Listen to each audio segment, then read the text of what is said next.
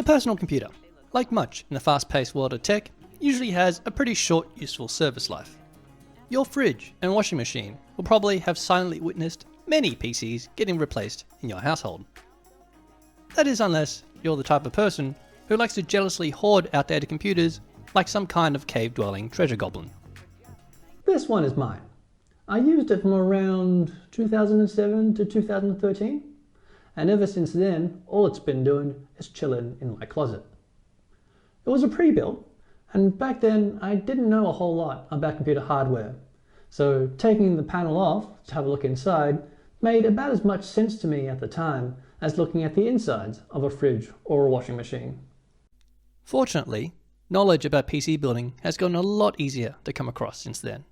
And it's also become easier to discover people who can introduce you to new interests that you may not have considered, like retro PCs. This is the first time in all these years I've given this old machine a careful inspection. And now that I have some understanding of what I'm looking at, excuse me while I geek out a bit. Let's start with the CPU. This is an Intel Core 2 Duo E6600 from around 2006. 2 cores, 2 threads, and a 2.4 gig base clock. It's also likely that it's outperformed by that processor from the last phone you replaced. It has to be noted that the included heatsink is actually rather sizable, especially when compared to Intel's later coolers. The memory was this kit of Kingston DDR2 667, 2 gigs in total, one of which oddly has its sticker upside down. There was a Seagate Barracuda 400 gig hard drive, which I remember being massive for me at the time. Again, for context, current top-tier iPhones have over 500 gigs of storage. This NVIDIA 9500 GT from Asus was in there too. I think I may have added this card after the fact, since it was released in 2008. I don't remember this card performing particularly impressively, but then again, I do remember I used to think that a bigger model number implied better performance. And then there's the motherboard. Now motherboard designs have really changed a lot, so it's quite interesting to look back on some of the features that are no longer common today. This is a socket 775 from Gigabyte, GA blah blah blah. It came out in an era when snappy naming schemes or color coordination weren't a top priority. On the rear I/O, we find the PS2 ports dedicated for mouse and keyboard before those went USB, optical coaxial SPDIF output, a FireWire port, and a COM and serial port, the latter of which will come in handy later. On the board itself, there's both PCI and PCIe slots, probably Gen 1, manual didn't specify. A Molex connector to supply supplemental power to said PCIe slots for dual graphics card configs, a header for CD-ROM analog audio, a selection of slower SATA 2 ports, internal FireWire headers for an IDE and floppy drive ribbon cables, and separate North Bridge and South Bridge chips, one with a musical heatsink, and one with a disappointing heatsink. And finally, the case, which again is something that's designed much differently today. So let me give you a quick rundown of this old metal crate. This is the Cooler Master Elite 330. Ostensibly with some style on the outside, it's actually quite a bland and no frills type of case.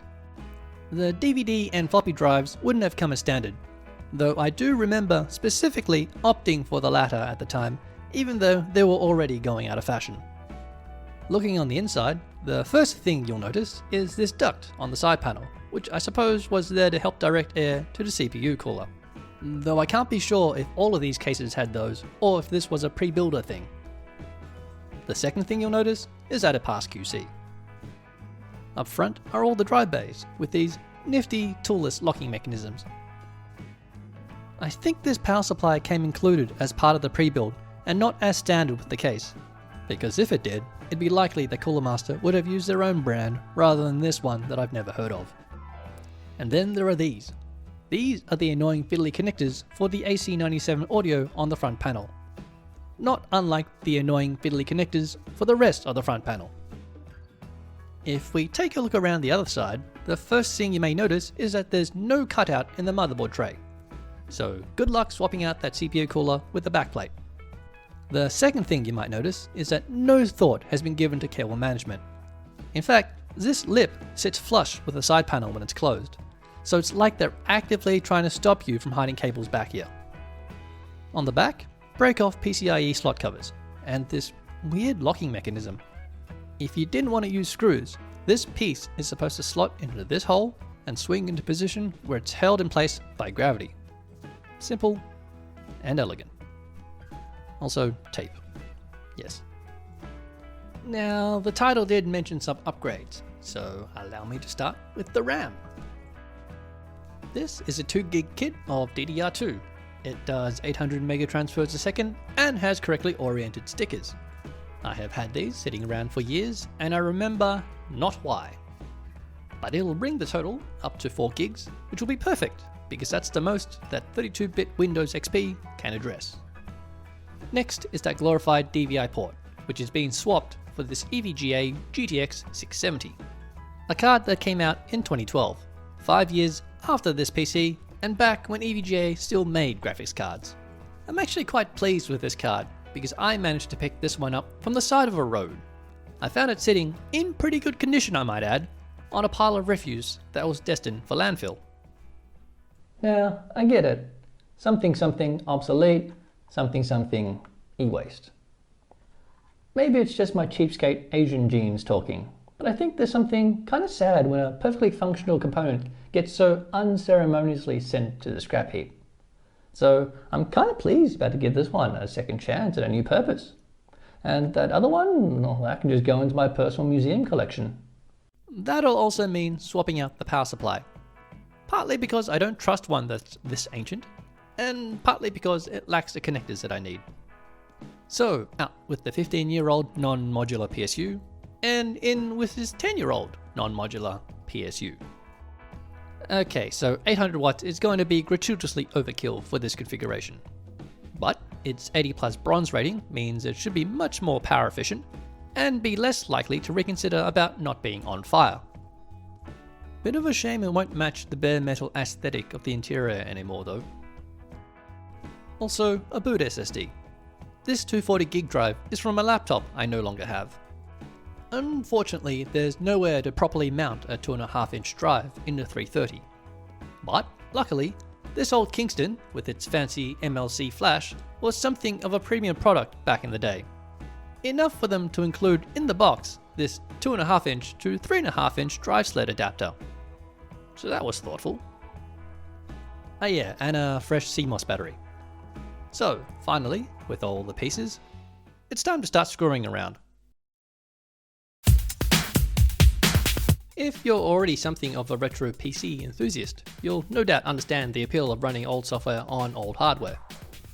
But if you're not, and for some reason you haven't tuned out already, you might be wondering at this point why anybody, under their own volition, would want to be such a nerdy dumpster diving boomer. Okay, so consider this. Since 2007, the tech world has changed massively. Social media platforms like Facebook and Twitter really took off. Video services such as YouTube and Twitch have become super popular. And now there's a rise of TikTok, which is like this weird mutant fusion of all of them. Streaming services and content on demand are taking over from traditional TV. And now we binge watch instead of simply tuning in to shows once a week. Online shopping and delivery allows us to have anything from food to furniture sent straight to our homes without us even leaving the front door. And of course, smartphones have come about, allowing access to all of that anywhere, anytime, whether you're on the bus, lying in bed, or sitting on the toilet. You could probably think of a few more changes, but you get my point. All of it has had a pretty noticeable impact on our day-to-day lives. How we stay in touch, how we do our shopping, how we keep ourselves informed, how we sit on the toilet. Don't get me wrong, progress can be pretty great. I'm just saying that there's been quite a lot of progress, but not a lot of time to get a handle on it all. So more than just an excuse to keep some old hardware out of landfill, this machine is partly for the nostalgia of simpler times, but also something of a personal reminder to myself to slow down, take a breath, and take some time away from endlessly scrolling social media feeds and binge watching YouTube recommends. And if you've been binge watching videos and had this one show up in your recommends, Yeah, anyway, my rat's nest is now fully assembled, so here's hoping it just works.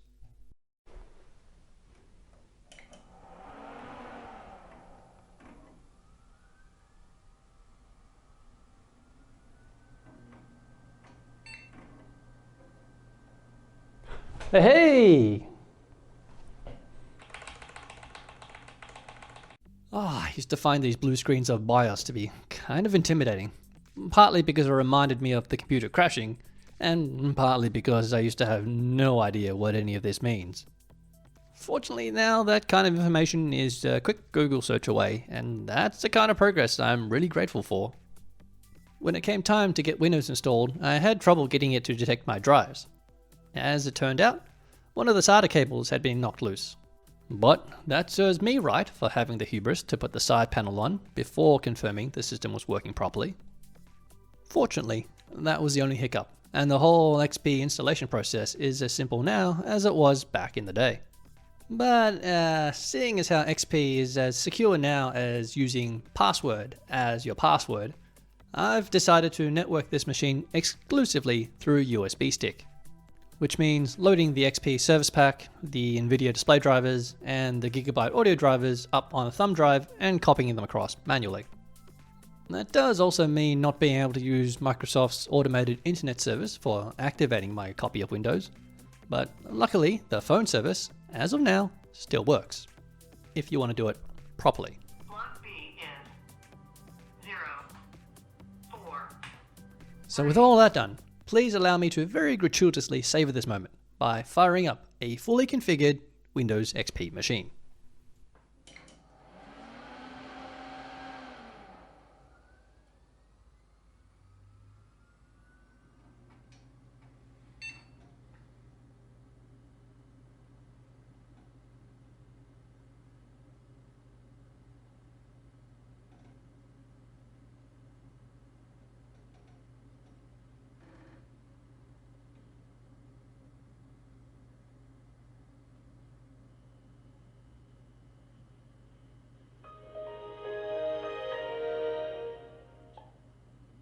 Of course, SSDs weren't very common back in the XP era, so it's a bit nuts that reaching the green hills of the desktop takes only a couple of seconds rather than several minutes.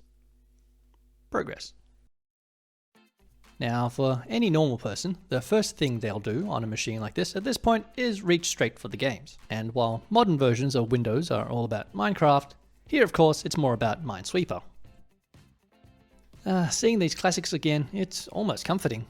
It's a bit like greeting that dog that loves you unconditionally, but lives at your grandparents' place, whom you only ever visit once a year for Christmas. One really nice thing about Windows XP is its compatibility with not just contemporary games, but also games from the earlier Windows 95-98 era. So that means there's no need to fiddle with any configuration or emulation settings. It's a simple matter of install and run. So that means I can run this old city builder that lets me simulate Washington DC in glorious pixel art. And just as easily, I can run this old RPG that simulates the bombed out ruins of Washington DC in post-apocalyptic greys and browns. And if my impulse for resurrecting this machine had stopped at gaming, the story would end here, and I'd have devoted more time to going through more vintage games. But it's not, and truth is, I have another motive. What I have here is the Canon something. Its name's not important. What it is a flatbed scanner that I've had mothballed for the better part of a decade. I got it in an era when megapixel in cameras was still mega expensive, and in that era, devices used parallel connectors. It's typically sufficient now to just take a picture with a phone instead of scanning, and home scanners have more or less gone the way of the home fax machine. There's really no need to own one. But since this one has been living with me rent-free, why not see if it can still dance? Ordinarily, that would be difficult, as there's a matter of driver support and associated software, which the box proudly announces was designed for Windows 95 and 98. Fortunately, just like vintage games, that shouldn't be a problem today. But I will need something to scan.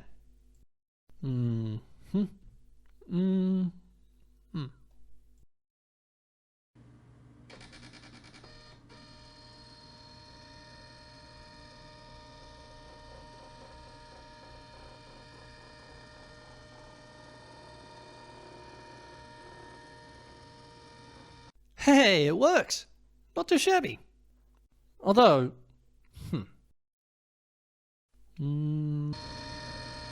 oh yes, that'll do.